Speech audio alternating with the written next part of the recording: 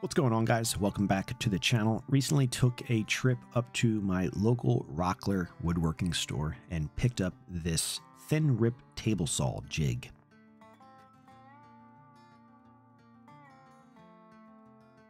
The past year or so making cutting boards doing thin rips not so safely. I didn't even know these existed until I came across it on YouTube.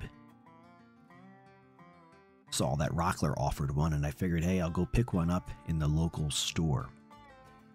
So there's some other brands as well.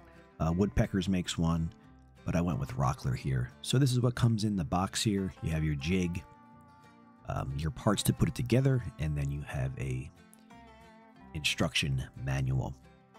So this happened to be 30% off on the Rockler website, and I asked the employee at the store and they did do a price match. So this is a dewalt table saw, job site saw. It just slides right into your track there. You tighten down and it widens the part that slides into the track, which therefore locks in place so it doesn't move while you're ripping your material. And there is an overhead view. You can see on the right hand side there is a bearing that you'll kiss your material up to, and your material will guide smoothly through your table saw.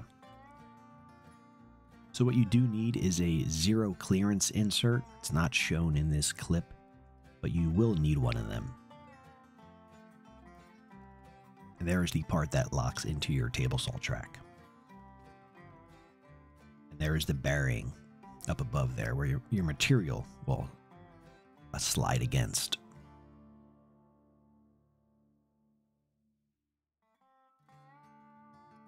This appears to be made out of like a thicker plastic. Seems pretty durable. You can see I have the zero clearance insert in the saw now. I will leave a link below. Just getting my depth set and then sliding it back. You just want to make sure you have it back behind your saw blade. I don't have the depth set that deep, so I have it up a little closer. You can see just adjusting the fence until it kisses that bearing. These are like roughly maybe a light 1/4 inch rip. So what this does is it allows you to keep your thicker part of your material between your blade and your fence and not the other way. What this also does is it allows you to make repeatable, very important, repeatable thin rips without having to measure. So you'll set it once. You'll see in the next clip here. I don't have to adjust the jig at all. I just have to slide the fence over. Once my material hits that bearing again, it'll be the same thickness rip as we just did. So just sliding it over till it just hits. And you can see the importance here of having the zero clearance insert in the saw so your thin rips don't fall down inside your table saw. No measuring, end up with a nice thin rip identical to the previous one.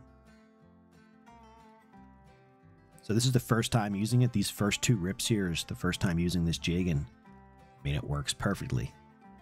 There they are, identical thin rips.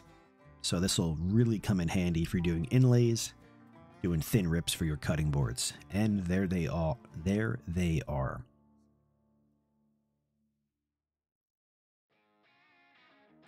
Again, I will leave a link down below for the thin rip table saw jig by Rockler. We'll also leave down below the zero clearance insert. Guys, thanks for watching. Appreciate it. If you are not yet subscribed, go ahead and join us. All links down below. Have a great day.